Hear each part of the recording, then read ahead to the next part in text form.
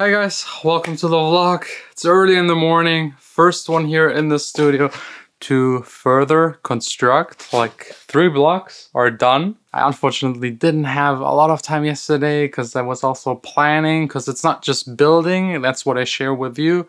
It's at the same time also planning and at the same time still keep up my releases, keep up with the videos on a daily basis. So there's a lot going on, but first up, further building blocks.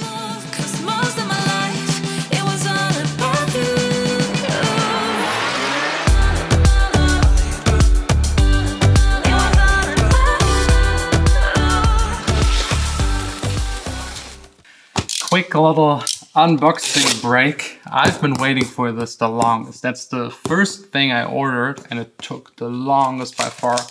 And I'm a little angry at that company. And I don't mind if a company says it takes a month, because then I can count on it taking a month. But if someone tells me every week it's just going to take a week, it makes me angry. But this stuff right here, that's the absorbing material that goes underneath of the floor of the studio. And as you know, like all of my acoustic decisions here in the studio build, I'm always asking 3 people that are professional studio constructors, acousticians, and all of them, and they usually never agree, all of them told me that's the best stuff to get. And that entire box is just filled with these. Hundreds and hundreds of them. And there are also some yellow ones. Calculating it was the most complicated because like every color of block has to go to a certain position of the studio. Some of them are for underneath of the walls, the absorbers that I'm building this entire day. Some of them will go underneath of the speakers that weigh 700 kilograms. Some will go underneath of the desk that weighs 200. Some go underneath where nothing is, which just weighs like a couple of kilos. I don't know why, it kind of looks tasty. And the most complicated is like how and where to position it. I have like an entire plan with every square centimeter of that room where to place which kind of block. But more on that probably in 1 or 2 days when I start constructing the floor. Today it's just about those huge absorbers.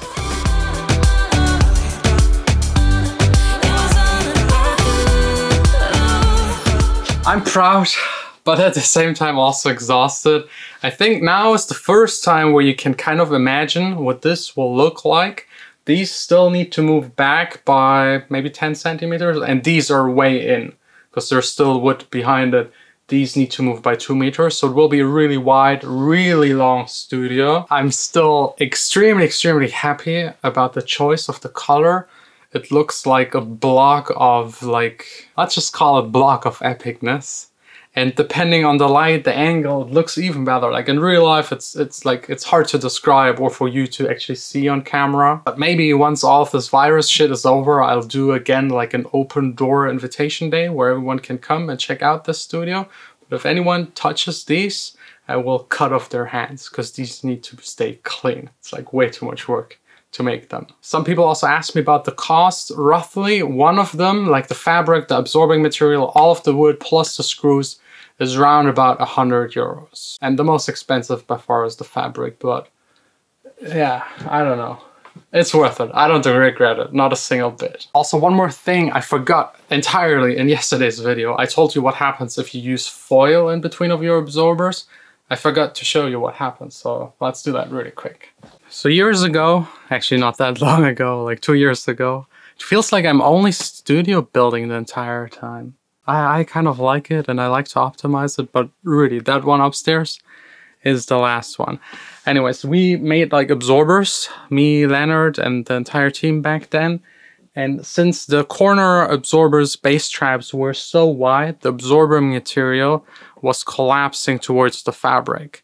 So there was fabric, foil, and then we put like wood from top to bottom in the middle, like to hold it in place.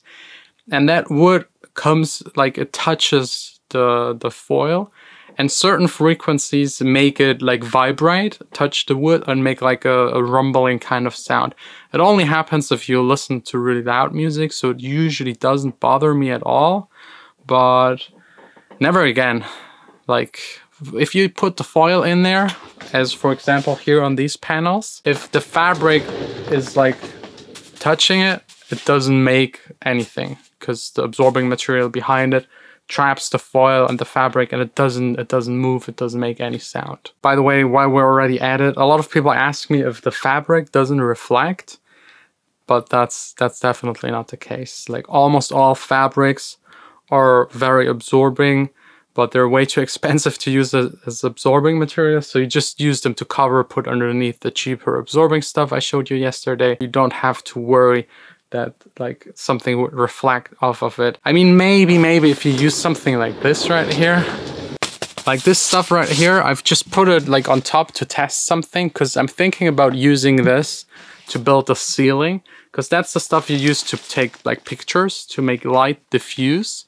And as you know, I want to make the entire ceiling LEDs, so I'm testing actually before using it if this might reflect. So far it doesn't, I at least can't hear it.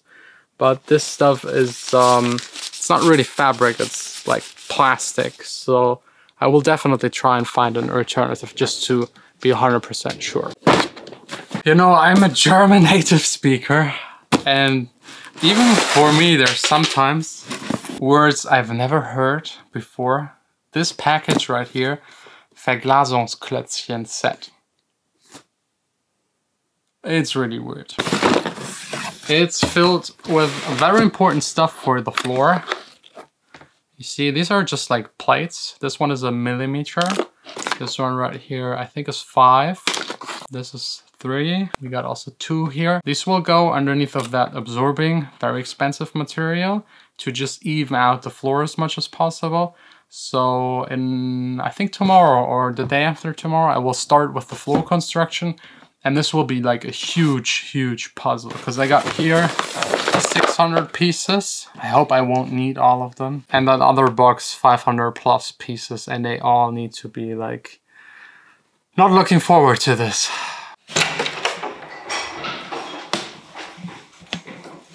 Hello. Hello, hello. I thought I'm hearing a nice sound. Yeah.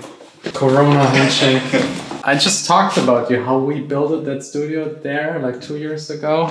Now, painting, yes. Yeah, big one. Let's maybe cool this. Oh, a nice car. Because we're celebrating today. Like me reaching 100K, which is kind of nice.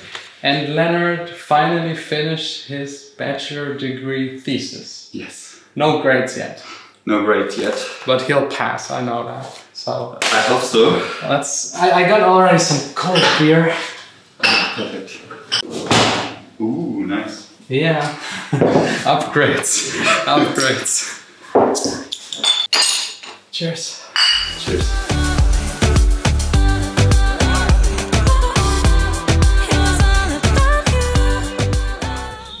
Instagram worthy pizza. Yes.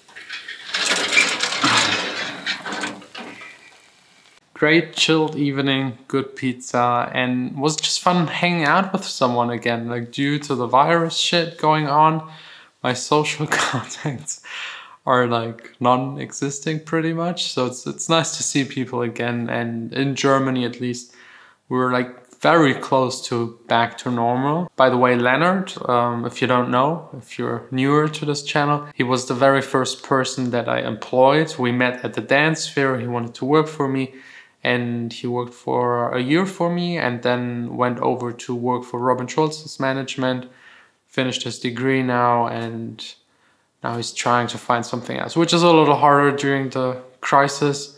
But hopefully in half a year, everything back to normal. And yeah, tomorrow, back to the studio, more blocks, doing that entire floor puzzle thing, and hopefully finishing the studio as soon as possible. Can't wait. I can't wait to like, I don't know, it's like in my head, all finished, all planned, but like entering it the first time, all finished, is the day I'm looking forward to the most.